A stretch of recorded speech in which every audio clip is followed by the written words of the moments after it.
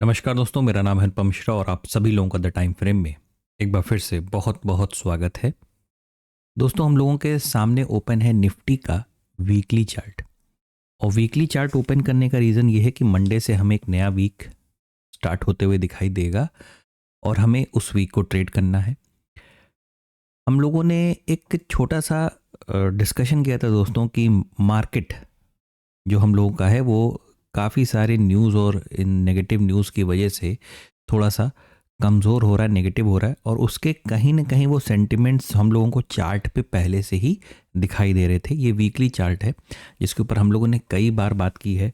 हम लोगों ने कई तरीके से, मतलब कई मायने से मार्केट को देखते हुए कि मार्केट में किस किस तरीके के पॉसिबिलिटीज़ हैं मार्केट में काम करने की, मार्केट हमें कहाँ पे क्या दे सकता है। इसी वजह से कुछ ऐसे लेवल्स थे जैसे कि 26,350, ये लेवल, जब तक इस लेवल के पूरी तरीके से इसके ऊपर हम क्लोज नहीं हो जाते, थोड़ा वक्त नहीं बिताने लगते, तब तक हमेशा मन में ये एक डर सा बना रहेगा, क्या मार्केट कुछ गड़बड़ तो करने वाला नहीं है, या मार्केट, मतलब ये सिचुएशन ही ऐसी होती है, ये जगह ही ऐसी है। क्योंकि अगर आप इसको पैटर्न के रूप में देखेंगे, इसको किसी भी रूप में आप देखेंगे, तो आपको ऐसी चीज़ें नज़र आएंगी जो कि मैंने मंथली चार्ट के ऊपर भी एक बहुत पहले ही मैंने दिसंबर मंथ में एक डिस्कशन किया था। काफ़ी बड़ा वीडियो बना था, वो तकरीबन आधे घंटे का था। वहाँ पे हम लोगों ने बात की थी ईयर 2002 से, 2002 से, कि ऐसी क्या क्या पॉसिबिलिटीज़ हैं जो कि हम लोगों को देखने को मिली हैं तब से। और अगर अभी जैसे ये इस समय आपके सामने जो चार्ट है, इसकी मैं अगर ड्राइंग्स को ओपन कर दूं, ठीक है, मैंने ड्राइंग ओपन किया और मैं क्या करता हूँ, कुछ ड्राइंग को अभी यहाँ पे डिलीट कर दे रहा हूँ, बाद में वापस ले आऊँगा ताकि मुझे समझाने में आसानी रहे और आपको समझने में भी आसानी रहे। ठीक है, ये 3-4 जो ऐसी मेन ड्राइंग थी उसको मैंने हटा दिया, अभी उसको वापस ले आएंगे। देखिए दोस्तों, हमारे पास एक ये पॉइंट रेजिस्टेंस की तरीके से था, ये टोटल टेक्निकल एनालिसिस के तहत मैं आपको डिस्कशन कर रहा हूँ। ये दूसरा एक रेजिस्टेंस पॉइंट था।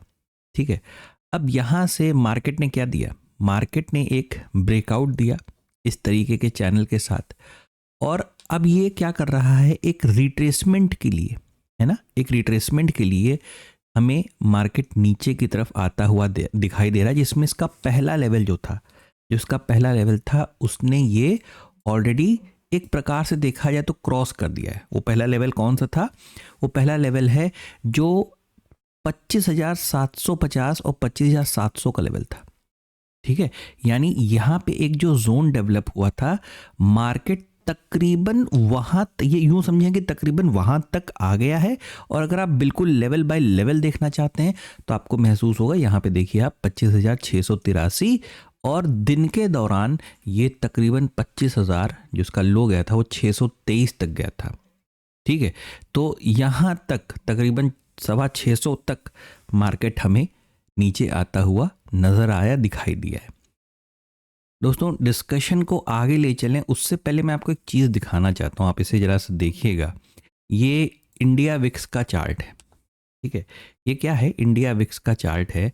आप इस चार्ट को, इसका एक हम लोगों ने, याद है आपको, एक बेस बनाया था कि तकरीबन ये जो इसका लेवल आ रहा है तकरीबन 8:30 से 11 के बीच में, इसका एक बेस है, एक जोन है जहाँ पे इंडिया विक्स आता है और फिर वहाँ से बाउंस बैक करता है। मतलब अगर आप सन 2012 के बाद की बात देखेंगे तो मार्केट नीचे आया, फिर ऊपर गया, फिर 2015, 16, 17 में इस तरीके से नीचे आया, और फिर 19, 20 में तो कोरोना ही आया और क्या शानदार, बहुत ऊपर की तरफ ये जाता हुआ दिखाई दिया। फिर देखिए 22, 23 में फिर यहाँ पे नीचे आया और फिर काफ़ी ऊपर तकरीबन 30, 25, 30 तक फिर नज़र आया। फिर देखिए 25, 26 में क्या हो रहा है, यहाँ पे वो नीचे की तरफ आया। तो इसके बाद क्या, अगर हम एक पैटर्न, केवल एक पैटर्न को रीड करें, या भाई हम लोग एक टेक्निकल एनालिसिस करते हैं, और उस जगह पे हमारे पास डाटा क्या है, ये चार्ट हमारा डाटा है। अगर हम इस हिस्से को देखें तो ये पूरा जोन, ये पूरा जोन देखिए क्या कर रहा है, नीचे से ये सपोर्ट, और तकरीबन 35 से 40 का ये जो है नंबर जो है, यहाँ तक का एक रेजिस्टेंस। मतलब ये सपोर्ट से ऊपर जाता है, फिर नीचे आता है, फिर ऊपर जाता है, फिर नीचे आता है, फिर यहाँ पे फिर ऊपर गया, फिर नीचे। तो ये इसी तरीके से इंडिया विक्स चलता रहता है। तो क्या ये मान के चला जाए कि भाई यहाँ से अब फिर ऊपर जाने की बारी है? और अगर इंडिया विक्स ऊपर की तरफ जाता है तो इसको क्या कहते हैं? एक फियर इंडिकेटर, मतलब कि एक मार्केट का मूड कैसा है। इंडिया विक्स है क्या? एक प्रकार का इंडिकेटर है ये, जो मार्केट के मूड को बताता है कि मार्केट का मूड है कैसा। तो जब कोरोना के वक्त जब लोग ये सोच रहे थे कि ट्रेड करें या जिंदा बचें, तो उस वक्त देखिए ये क्या हालत हुई थी इसकी।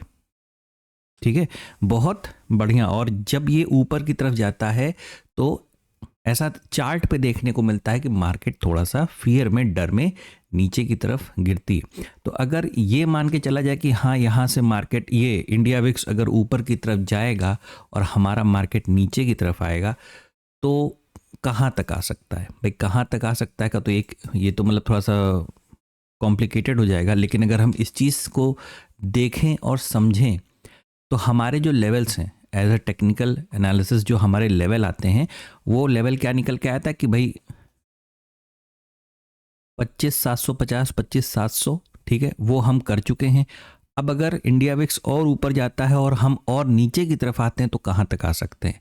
तो ये जो अगला लेवल हम लोगों को नज़र आ रहा है, मैं इसको थोड़ा सा जूम कर दे रहा हूँ। अब आप इसे देखिए, ये लेवल, ये जो नीचे का हिस्सा है ये वाला, यानी तकरीबन 25,400 से लेके 25,300, ये जो पूरा एक जोन आप देख रहे हैं, जो कि आपको यहाँ पे किस तरीके से नजर आ रहा है, कुछ इस तरीके से, कुछ इस तरीके। इसके ऊपर भी काफ़ी पहले हम लोगों ने बात कर रखी है कि भाई आने वाले वक्त में शायद हमें ये चीज़ देखने को मिले। तो 25,400, 25,300 का ये लेवल भी कहीं ना कहीं देखने को मिल सकता है, अगर इसी तरीके से नेगेटिव मार्केट बनी रही, नेगेटिव न्यूज़ और नेगेटिव कारणों की वजह से। अब उसी जगह पे अगर हम पुट कॉल रेशियो को देखें निफ्टी के, तो वो तकरीबन 0.49 के आसपास हमें नजर, मतलब मार्केट ओवर सोल्ड कैटेगरी में है। ठीक है, मार्केट एक ओवर सोल्ड कैटेगरी में नजर आ रही है। तो क्या मार्केट और ज़्यादा आगे की तरफ गिर सकती है इन सभी डाटा की वजह से? आइए सीधे चलते हैं डेली चार्ट की तरफ और एक काम करते हैं, उससे पहले अपनी ड्राइंग्स को वापस ले आए। चलिए दोस्तों, ड्राइंग हम लोग की वापस आ गई है।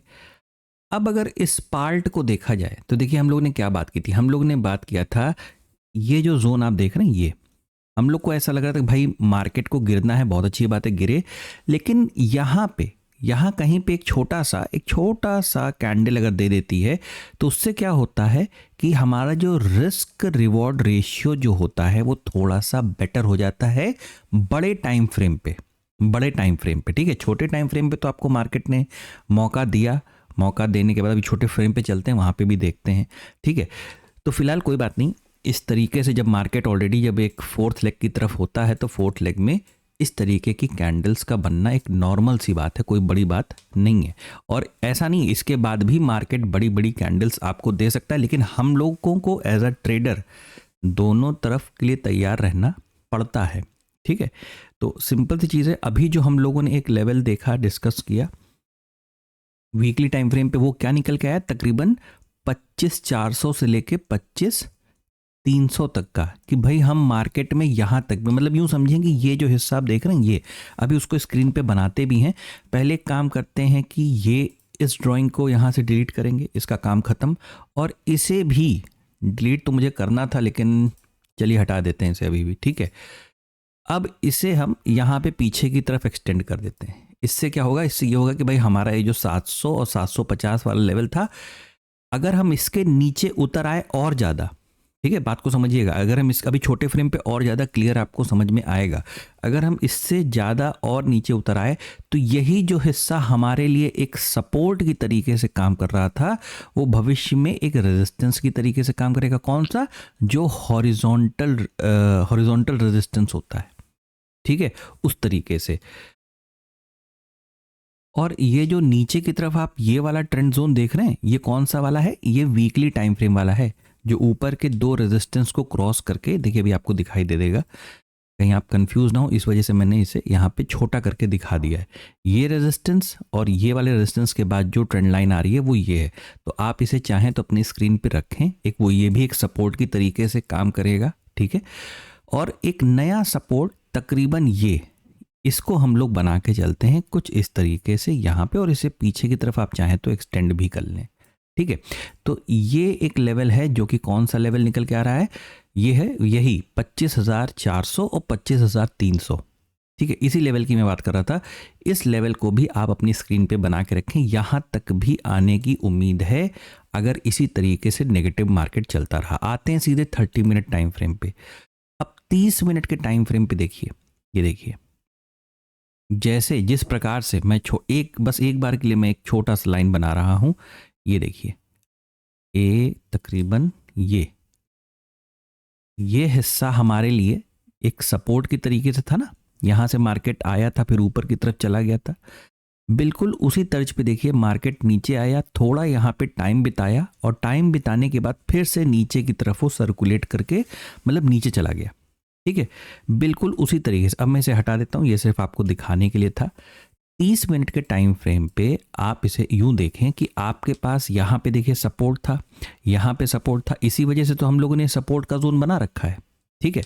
तो ये जो 25,700 के आसपास का ये जो सपोर्ट जोन हमारा बना हुआ है, क्या ऐसा तो नहीं कि हम यहाँ पे भी क्या करने वाले हैं, हम यहाँ पे थोड़ा सा टाइम बिताने वाले हैं इस तरीके से, और उसके बाद फिर यानी 25,400 और 25,300 के लिए नीचे की तरफ जाने वाले हैं। तो सिंपल सी चीज़, अब इसको कैसे करें, तो एक काम करें आप, क्योंकि देखिए कैंडल्स बहुत सारे हो गए हैं तो मैं इसे 1 घंटे के चार्ट पे ला रहा हूँ। 1 घंटे के चार्ट पे आपको एक स्विंग नज़र आ रहा होगा, ठीक है। आपको एक प्रॉपर स्विंग नज़र आ रहा होगा तकरीबन यहाँ पे, ये हिस्से पे देखिए। और इसका लेवल क्या है, इसका एक माइनर लेवल आप अगर देखेंगे तो वो निकल के आ रहा है तकरीबन ये साइड में आपके लिखा हुआ है तकरीबन 25,650 से लेके 25,600, ठीक है। अब 25,600 क्या है, एक राउंड फिगर है, ठीक है। और यहाँ पे भी मार्केट क्या करेगा, थोड़ा सा रुकने की जो उसने कोशिश की है वो इसी वजह से की है। तो 25,650 और 25,600 जो कि एक यहाँ पे एक माइनर बहुत छोटे सपोर्ट की तरीके से है। देखिए जब तक आप या तो भाई मार्केट में देखिए, चलिए वो ओपनिंग की भी बात कर ली जाए। अब अगर मार्केट किसी प्रकार की हमें गैप अप ओपनिंग दे देता है, बात को समझिएगा कि इस दौरान सैटरडे संडे इस दौरान बीच में थोड़ा कोई इम्प्रूवमेंट देखने को मिलता है अगर वर्ल्ड वाइड सिनेरियो में, तो यहाँ पे अगर किसी प्रकार की एक गैप अप ओपनिंग होती है, अब वो कहाँ पे होती कैसे होती है उस पर मैं नहीं जाऊँगा, यहाँ मान लीजिए होती है, यहाँ होती है, तो तुरंत के तुरंत बाइंग में बैठने की मेरे ख्याल से कोशिश ना की जाए तो ज़्यादा बेहतर है, ठीक है ना। उससे क्या होगा, हमें यहाँ पे क्या करना है, एक सिनेरियो डेवलप, एक मतलब हमें यहाँ पे या तो मार्केट एक रेंज दे दे इस तरीके का, ठीक है।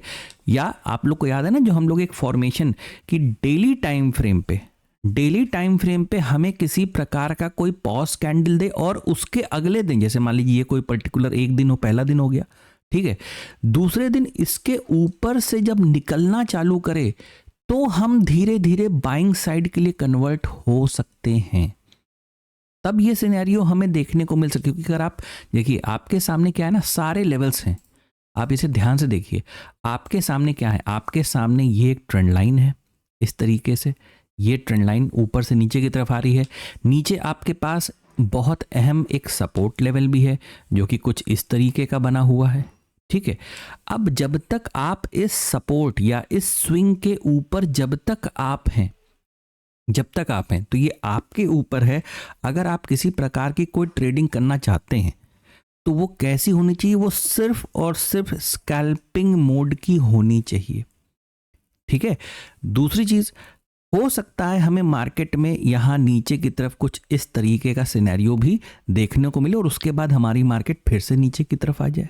कहाँ, वही 25,300 400 के लेवल, यानी जो सपोर्ट जोन है अपना अगला तगड़ा वाला, वहां तक के लिए हमें देखने को मार्केट हमारी मिल सकती है। तो जब तक आप इस फेज में हैं, जब तक आप इस सपोर्ट के ऊपर हैं और आप चाहते हैं कि ना मैं इसमें ट्रेडिंग करूंगा ही करूंगा, आपने एक जिद बना ली कि ना मुझे करनी है ट्रेडिंग, तो कृपया करके सिर्फ बाय ऑन डिप की ट्रेडिंग, मैं फिर बता दूं इस हिस्से की बात कर रहा हूं मैं, जो यहाँ पे अगर मार्केट हमें डेवलप करके देता है तो मैं यहाँ पे क्वेश्चन मार्क इसे बना दे रहा हूं इस तरीके से, ठीक है। वरना ज़्यादा बेटर मार्केट हमारी इस वक्त कैसी रहेगी, सेल ऑन राइज की रहेगी। और वो कैसी होगी, जब किसी सपोर्ट लेवल से आप ऊपर की तरफ जाएंगे और जब आप दोबारा गिरना चालू करेंगे। अब ये आप यहाँ से यहाँ तक जाते हैं या यहाँ से पूरे इस ट्रेंड जोन, ये जो ट्रेंड लाइन आ रही है यहाँ तक जाते हैं, वो मार्केट आपको डिसाइड करके स्वयं दे देगा। अब फर्ज करते हैं कि मान लीजिए कि मार्केट एक यहाँ पे पूरा एक रेंज बना रहा है, तो जब तक मार्केट इस तरीके की, यानी ये एक जो सपोर्ट था हम उसके नीचे थोड़ा सा आ गए हैं, तो यही सपोर्ट हमारे लिए अब क्या काम करेगा, एक रेजिस्टेंस, और हमने एक अपना माइनर सपोर्ट बना रखा है यानी ये वाला, ठीक है। तो जब तक आप इस जोन के अंदर हैं, मैं आपको यही रिकमेंड करूंगा, तो ये एक प्रकार का आपके लिए एक नो ट्रेडिंग जोन की तरीके से रहेगा। फर्ज कीजिए कि मार्केट किसी बहाने किसी तरीके से आपको फिर से एक गैप डाउन ओपनिंग देती है, एक नेगेटिव न्यूज़ की वजह से, तो यहाँ पे भी कैसे काम करना है, यहाँ पे ऐसे ही काम करना है कि अगर मार्केट हमारी नीचे एक गैप डाउन ओपनिंग देती है, यहाँ कहीं आती है और उसके बाद वहाँ पे एक रेंज बनाती है, तो उसके बाद अपना ट्रेड प्लान कीजिएगा, ताकि आपको क्या हो, आपको एक छोटा स्टॉप लॉस देखने को मिले। दूसरी चीज़, ये सारी बातें जो हम लोगों ने की, ये 1 घंटे के चार्ट पे की, मैं एक बार आपको इन्हीं चीज़ों का एग्जाम्पल समझा देता हूँ कि किस तरीके से मार्केट कैसे रिएक्ट करेगी, तो आपको कैसे रिएक्ट करना है। देखिए, आप 9 तारीख की मार्केट को देखिए, जो कि तकरीबन यहाँ से स्टार्ट होती है। मार्केट में क्या हुआ, मार्केट एक थोड़ा सा नेगेटिव सिनेरियो, एक सेकेंड में से थोड़ा सा जूम कर देता हूँ, ये 15 मिनट का चार्ट है, ठीक है। 9 तारीख को आपकी मार्केट देखिए यहाँ पे आती खुलती है और यहीं से एक रेंज बनाना चालू करती है, एक रेंज बनाना, क्योंकि देखिए या अभी आपको याद है ना, ताकि डेली चार्ट पे हम लोगों ने क्या बात की थी कि हमें एक पॉज कैंडल मिल जाए, उसकी वजह से क्या होगा, हमारा स्टॉप लॉस छोटा हो जाएगा और हम नीचे की तरफ का फिर ट्रेड प्लान आसानी से कर सकते हैं। लेकिन मार्केट लगातार गिरने के मूड में है, तेजी बड़ी बड़ी कैंडलें बना रहा है, तो ऐसी सिचुएशन में आप हमेशा छोटे फ्रेम पे जब आप ट्रेड करने जाएं तो आप इस चीज़ का ज़रूर ख्याल रखें। जैसे 8 तारीख को देख रहे हैं, 8 तारीख ने मार्केट ने क्या किया, एक रेंज का डेवलपमेंट किया और फिर नीचे की तरफ गई।